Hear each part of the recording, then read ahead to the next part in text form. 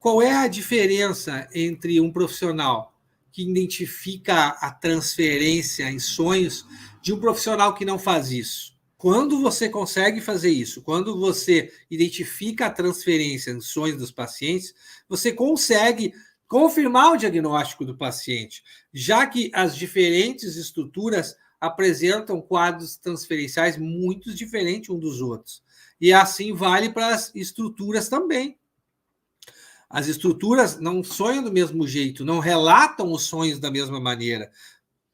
Por exemplo, se o analista ele identifica uma transferência imediata, uma transferência tenaz, uma transferência adesiva com ele, própria da parte psicótica da personalidade do paciente, ele pode confirmar a sua hipótese de que o paciente tem uma estrutura psicótica, por exemplo. E isso vai determinar todo o resto do trabalho. Vai determinar o modo como o terapeuta vai manejar com o paciente, a técnica que o terapeuta vai usar para fazer esse paciente resolver seus problemas emocionais. Porque ele vai mostrar para o paciente que ele é um especialista nesse campo, já que a sua técnica e o seu manejo clínico ele é específico para aquela situação clínica, não é algo que ele faz com todos os pacientes de maneira indiscriminada. Deste modo, os pacientes eles vão enxergar valor no seu manejo clínico de um jeito que ele não vê em outros profissionais. E ele não vai, o analista não vai se deixar enganar, envolver como as outras pessoas nos testes e nas manipulações do que o paciente vai submeter o terapeuta, que em 100% do caso acontece. Os mesmos testes e manipulações que o paciente costuma usar com pessoas da família dele, com pessoas do trabalho dele, com conhecidos deles, e essas pessoas costumam ter o mesmo tipo de resposta emocional, ao mesmo tipo de padrão relacional, o mesmo tipo de resposta emocional. E o paciente já está esperando isso e vai testar você para ver se você vai responder da mesma maneira e vai esperar a mesma resposta de você. E a resposta do terapeuta não vai ser a resposta que o paciente está esperando, que está acostumado, porque ele vai mostrar todo o seu profissionalismo, todo o seu diferencial, contendo as agressões do paciente, não entrando nas manipulações do paciente e respondendo de um modo totalmente novo, inédito para o paciente. Muitas vezes desmascarando o paciente no seu próprio teste, na sua intervenção. Então, muitas vezes o terapeuta ele vai desmascarar o paciente no seu teste, na sua tentativa de manipulação. Mas isso é só um aspecto da transferência. Tem muito mais dentro dos sonhos que pode ser explorado. Por exemplo, um paciente chega numa primeira sessão contando um sonho onde ele está sendo perseguido por um leopardo e tinha que escapar porque estava com muito medo desse leopardo.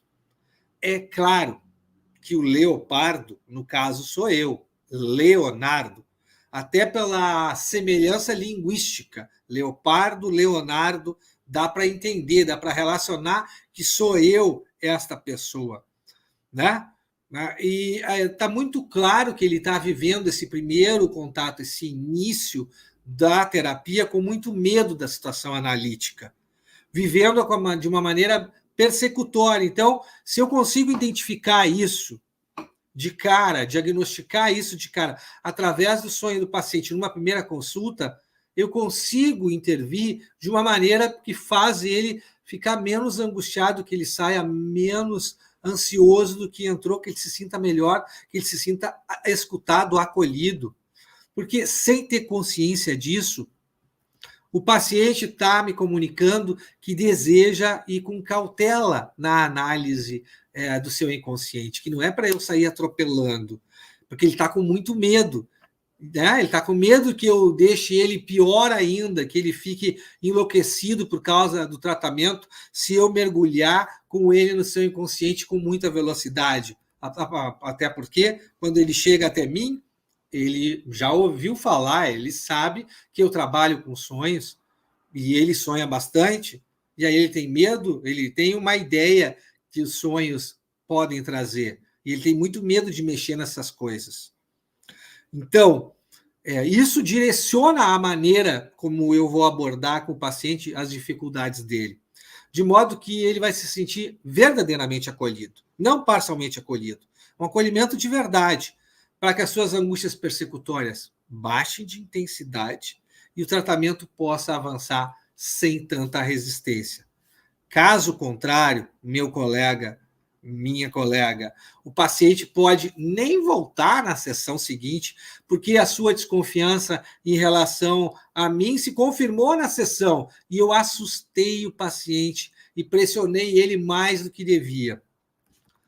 Sabe aqueles atletas, por exemplo, que participam de competição de rema dupla, que os dois têm que remar num barco, rema dupla, que até tem uma modalidade olímpica com isso, para funcionar, os trabalhos deles tem que estar sincronizado. Caso contrário, eles nem conseguem chegar no objetivo final, né? O que acontece se um remar mais rápido do que o outro? Você já pensou nisso? Se o da frente remar mais rápido do que o de trás, o que acontece? Ou se o de trás remar mais rápido do que o da frente? Os remos, eventualmente, vão bater um no outro, pode até quebrar, eles podem brigar entre si e a dupla até pode romper a parceria. Com o consultório é exatamente a mesma coisa, porque o nosso trabalho é feito em dupla, não é feito individualmente. O paciente vem sozinho, mas ele é feito em dupla. Por isso que a análise da transferência ela é tão importante. Ela nos dá informações fundamentais sobre o mundo interno do paciente e como é que a gente tem que tratar ele.